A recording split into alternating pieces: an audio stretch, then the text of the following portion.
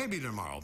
Well, many of us are eating, drinking, and breathing tiny little pieces of plastic on a regular basis. Microplastics are a byproduct of the more than 8 billion tons of plastic produced, mostly since the 1950s. They're ending up in our food, in our water, in the air. Consumer Reports reveals more about how this may be affecting our health and the steps we can take to eat less plastic. Leah Linscheid has more.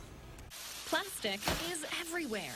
Bags, bottles, and packaging for everything from hand lotion to dish soap to coffee pods.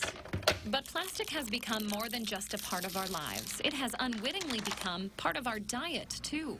As we use all of this plastic, little tiny fragments break off of the water bottles or plastic bags or wrappings.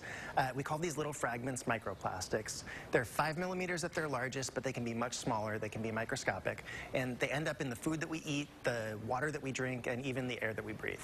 According to early results from a forthcoming study from the University of Newcastle in Australia, researchers estimate the average person consumes up to 5 grams of plastic a week. That's the equivalent of a credit card. The Plastics Industry Association said in a statement to Consumer Reports that research has not shown significant human health impacts from microplastics, but this is something that requires further study. Experts that we've spoken with say that it's very likely there are going to be at least some health effects. It's possible, for example, that ingesting microplastics might increase our exposure to some other chemicals that we know are in some plastics, chemicals that we know have harmful health effects. Some of these chemicals have been linked to a variety of potential health problems. That includes reduced fertility, obesity, organ damage, developmental delays in children, and even cancer.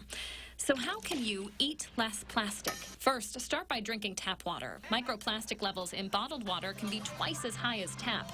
Using the microwave, well, don't heat food in plastic.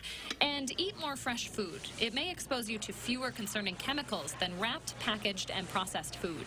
For News 3 Now, this is Leah Linscheid.